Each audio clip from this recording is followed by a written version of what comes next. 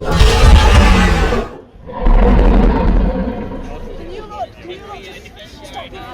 clothing, are you? Yeah.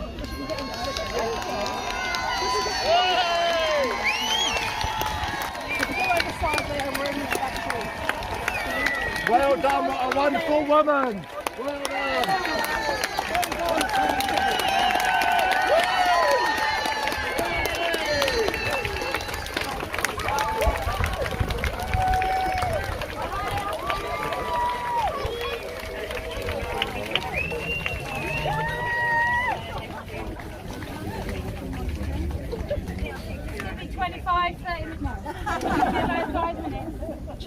I've checked everybody, there's no tomato soup. Yeah. Got a male skeleton, can you make sure you're not blocking the female skeleton? I was waiting for that. If you're a male, make sure you're not blocking a female's view. I was waiting for that.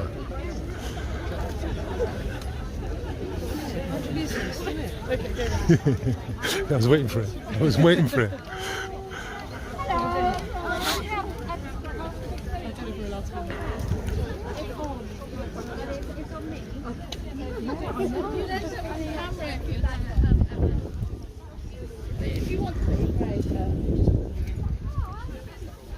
Oh yeah. Okay, I'm behind her, so I'm not hearing this, so it's not going to work out.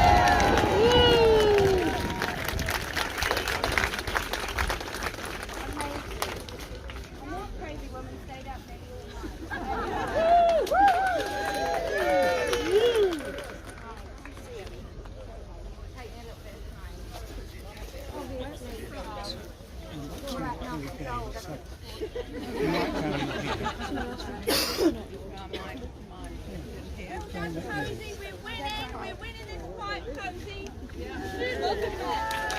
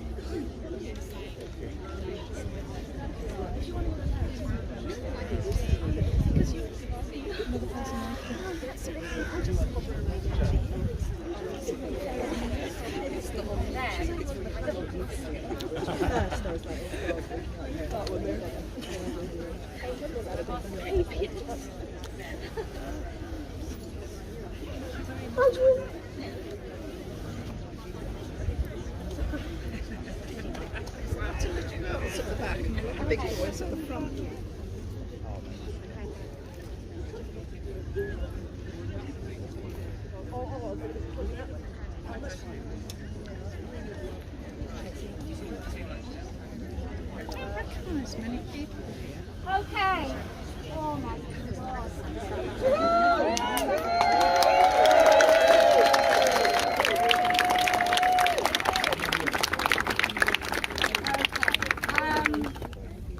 How we started it, normally, and how this is built, and the little cringy things that I do every time I'm afraid you're going to have to join in. So I'll try and speak a bit louder because we're not allowed amplification, despite what you might have seen on live streams. And TRAs aren't exempt. It's a bit like COVID.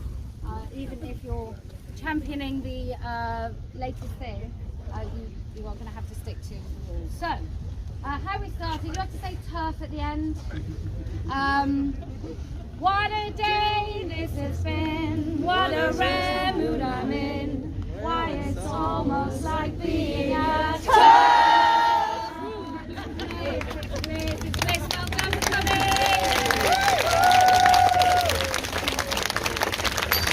Okay, so I assume some of you might have seen what happened in New Zealand. And I'm compelled because of that to wear a tiara. I feel I have come back somewhat the queen, whether anybody else likes it or not. And the reason this happened in New Zealand and Australia is because the lies of the TRAs and the left, let's be honest, have penetrated into people's actual consciousness, and they're prepared to believe, well, let's face it, if you're prepared to believe a woman has a penis and it's right to sterilise children, why wouldn't you believe anything else? You're really right for it. It makes me wonder whether this isn't part of some big plan to make us believe things that we see in front of us not to be true. And none of us believe, and maybe some of you used to, but none of us now believe that trans-identified people, people who pretend they're trans, people who pretend they're the opposite sex, are a vulnerable minority. A man sticking on a dress and leaving his house as a mockery and a parody of women is not a vulnerable human at all.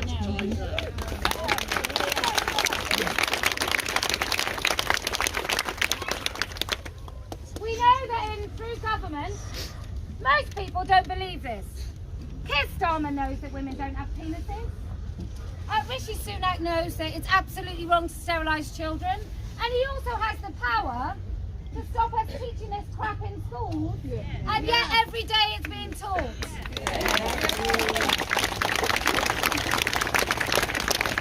Which leads me into a nice segue. That's why we started a political party called Party of Women that will stand for truth and demand that people answer questions that everyone, quite frankly, is too gutless to ask. So it will be, what is a woman? And Keir Starmer say it's complicated. And I'll say, well, do women have penises, Keir? I'll say, well, sometimes women have penises. And I'll say, which women have penises? And I'll say, the ones that are men.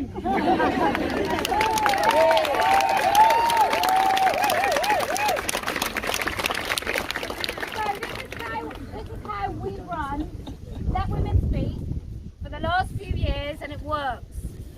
There is no hierarchy, there is no agenda.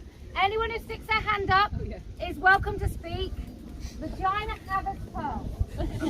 We say, if you have a penis, you can wait in the back of the line. It might feel a little bit foreign to you, but that's where we're going to put you. I'm just joking. Not really. So anyway, we prioritise women because we feel it's our voices that are being erased, it's our language that's being totally taken over, it's us that are pretending every day of the week that it's okay, you know, if we call menstruators because we're included. That is not inclusion. Every time we include men into the definition of women, into the spaces of women, we definitely exclude many women. So it's exclusionary to include these men. It's nothing to do with inclusion. Anyway, so you come and speak, please, especially if you're one of the first.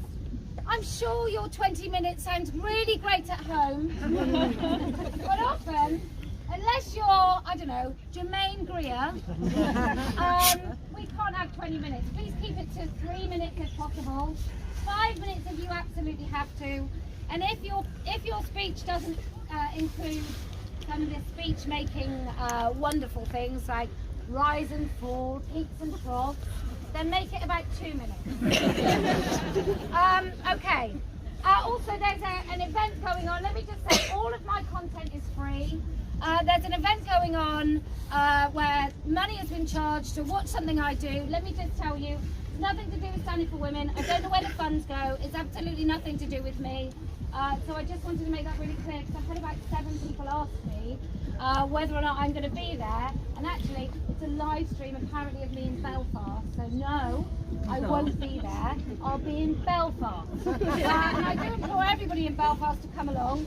So we've got Belfast, then we've got Speaker's Corner here on the 30th. Then we've got Birmingham in the middle of May. And then we've got here again at the end. So we are here. Let Women Speak is here at our home at Reformers Tree in the last Sunday of every month. All are welcome, especially women, because for God's sake, if now is not the time to speak up, I have no idea when it might be.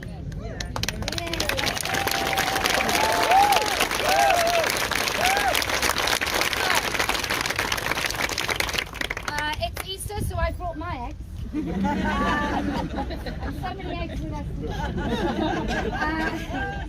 So we've come here to say, no woman has a penis. No man has a vagina. Non-binary is nonsense. And transitioning children is profound abuse.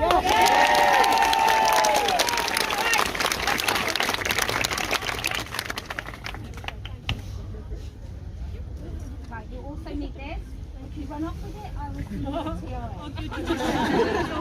Okay, now I've been slightly evil because I was too much time spent home alone, so I'm actually on 7 minutes. I'm expecting to start culling. All right. Okay. Firstly, I want to say thank you to Kellie, Jakey, and I'm very loud as well, Standing for Women, and all your colleagues and allies. Thank you for your extraordinary campaign and the critically needed work you do. Thank you too for the opportunity to speak here today. I'm new to your fold. I came out as gender critical about 10 days ago after years of reading,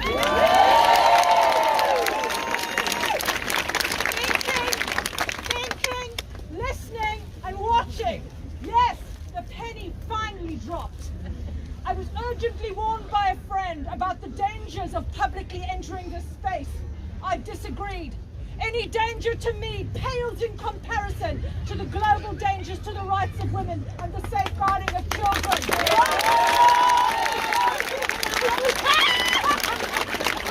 spent the last 10 days making a point of starting difficult conversations with people in my life, from friends to family, from the grateful mother of a 2-year-old child who was oblivious to what was going on, to a teacher friend who said that she assumed that my position is one, of course, of kindness. I started discussions with good liberal people who showed me waves of barely hidden distaste as I violated the orthodoxies of inclusion. I heard blustering questions and statements like, they aren't transitioning children under 10. I hope it hasn't gone that far, and it's all about respect, and so forth and so on. These people do not know what they are signing up to in the name of the so-called kindness, and they do not know how high the stakes are. Right now, being kind just doesn't cut it.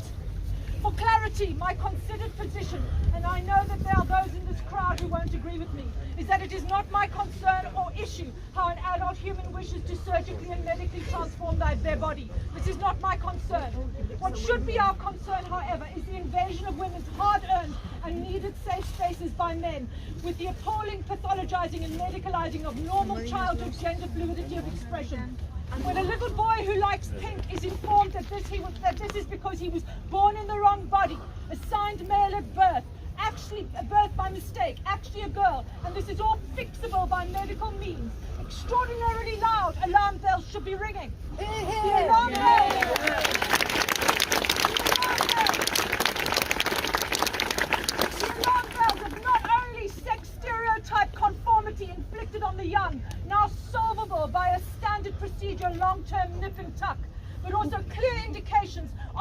relentless homophobia against those who are childhood gender non-conforming. The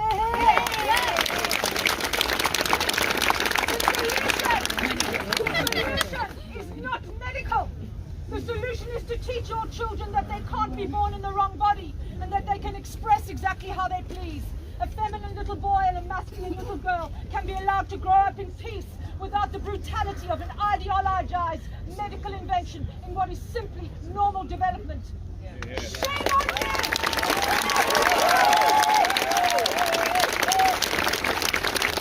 Shame on you, the legal, educational and medical establishments! Shame on you for propagating this fiction, experimenting on children's bodies in the name of an adult ideology. Shame on you!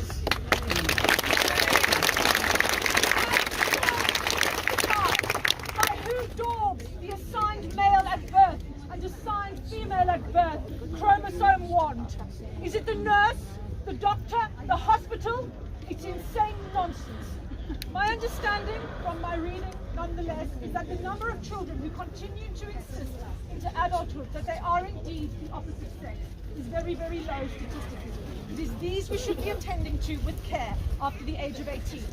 Because the grisly reality is this: children who transition become lifelong medical patients with weakened bodies from not undergoing a full natal sex puberty, as well as many not able to experience full sexual function and enjoyment later on.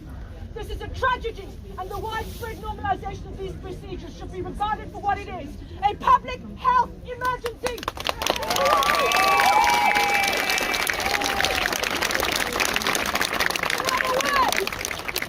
Leave our children alone!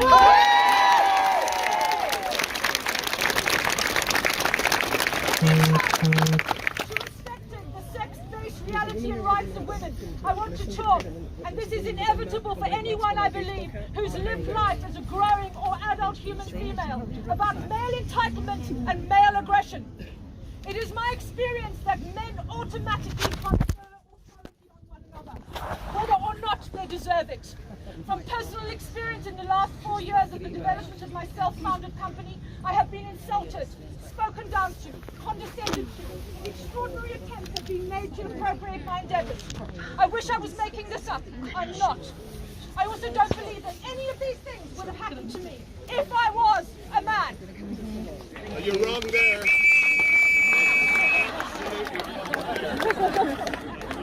I'm delighted I'm wrong. Take my pen.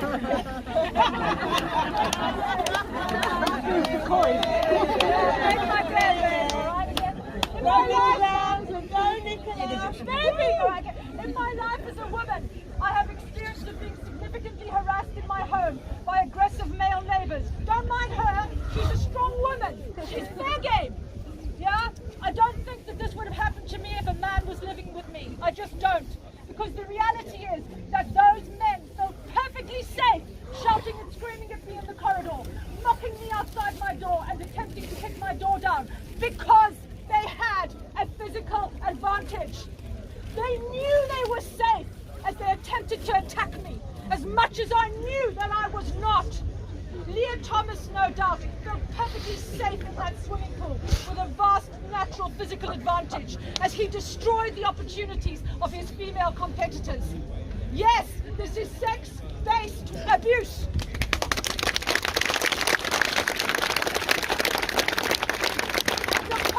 As a woman, I have been sexually assaulted and harassed by men. Among other incidents, including a full rape attempt as I jumped in the park. The man stared at me invasively until I called him out loudly, fearing for my safety. He said to me, "Don't worry, if I'd wanted to, I would have raped you by now."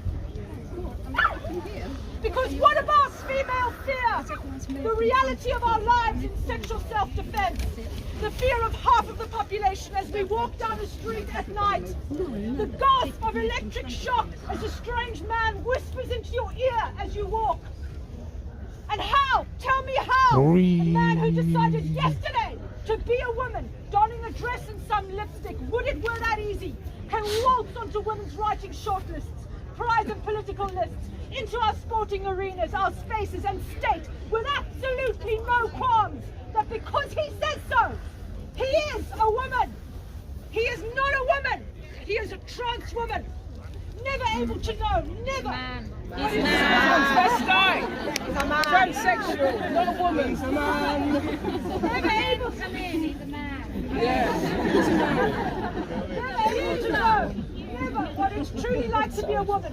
Condescended to, afraid, diminished, spoken down to. But here he is for the ride, telling us all about how our rights are his.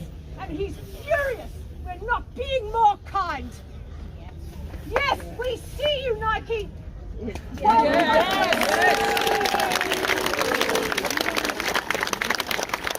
the vocabulary of our very existence is stripped away from us in a parodied but hideously real extension of male entitlement and aggression. Cis woman, uterus haver, chest feeder, cervix haver, just to be their kind and to make men feel more comfortable.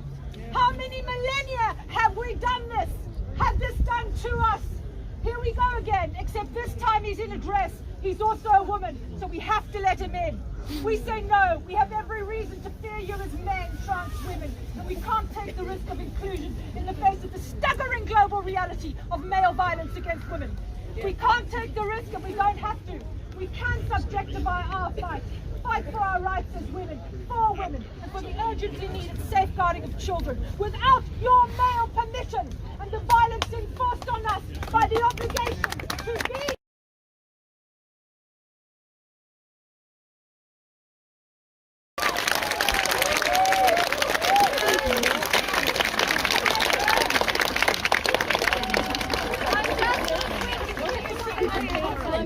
Restart the stream because it's a bit long right now. Doesn't like live streams from night show. Just give me 2 seconds.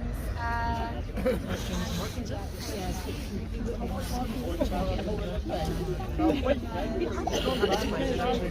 I'm going to say it once, I'll say it twice. If you're not there, let's see if you've got a peanut.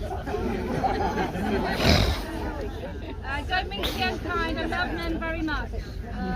Time and place.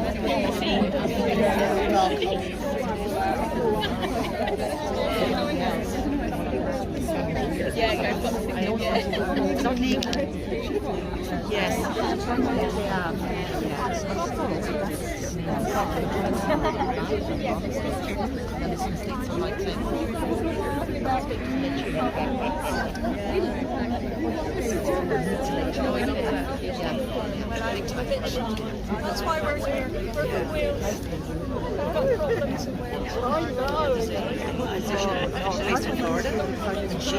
We've got problems in Wales. Yeah, when I've got her.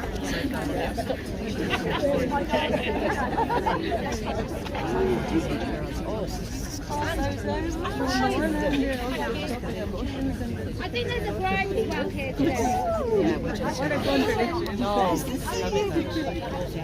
The reason you're all here is because trans activism, trans terrorism, reached its peak, what we thought was its peak, in New Zealand, where a woman in her 70s was punched so hard in the face you can see her head go back. And where they mobbed me, and I'm telling you, I definitely, had I hit the floor that day, I would not have got up. I think you become nothing when you're on the floor in a mob, crushed situation. You cease to be a human being, and I already wasn't, in the eyes of many of those people in that whipped up, frenzied crowd.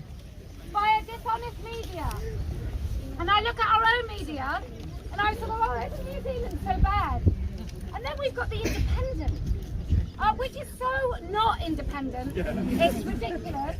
And I don't think the Independent is owned by people who believe in true liberation. I think it used to be owned by a couple of Saudi billionaires. I'm not quite sure, but it certainly feels like many of our press, BBC won't cover it. BBC won't cover it because they've got an idea about impartiality. And the trans activists need us way back, so they said no debate, which means we can't air our views. You've got many people bringing forward information and totally misrepresenting what is really going on. So in New Zealand, what actually happened is I had a note through my door, so my hotel wasn't safe. I then went into police protection for 6 hours where I wasn't even safe in the station, so I had 2 officers outside of the door, and they were only officers on a need-to-know basis knew that I was in that station and what time I was leaving. Then I had to be escorted by 2 officers, let me just say, the young, very lovely one who was like young enough to be my grandson. He was about 6. He said, could I have a selfie before I got out of the car? So we know all is not lost in New Zealand, and we know that there's many women that have been shouting into a void for such a long time about their rights. One of the first international stories I heard was about a girl who was expelled or suspended from school because a boy claimed he was a girl, using the changing rooms, and it wasn't enough that he was in there. When she decided to use a single-sex changing room within the girls' changing room, she used a single cubicle. He said she made him feel uncomfortable, and she was suspended.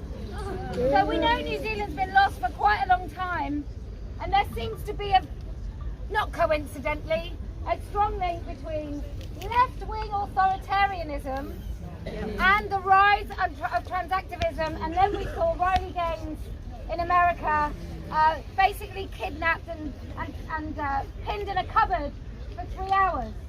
The stakes are rising.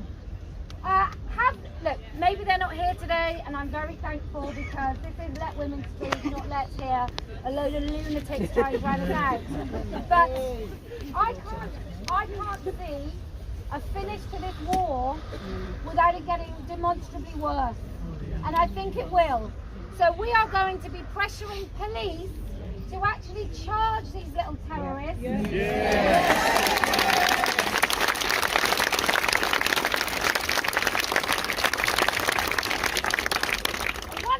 I'm going to enjoy doing is going to the constituency of the most woke MP with Let Women Speak, and actually with each and every one of you women that is proud enough to show her face here today. I'd like to see you try and take a seat in your own area. MP, councillor, PCC, this is what it's going to take. This is what they've done. Hell, I've got Helen Belcher on my council. Helen Belcher. Helen Belcher, who claims that he's been using women's spaces undetected. Undetected for years. I've been in the same space as Helen Belcher. Men don't pass. No man passes. Anyway, who's next? Yes, we'll take you and then we'll take you in the house.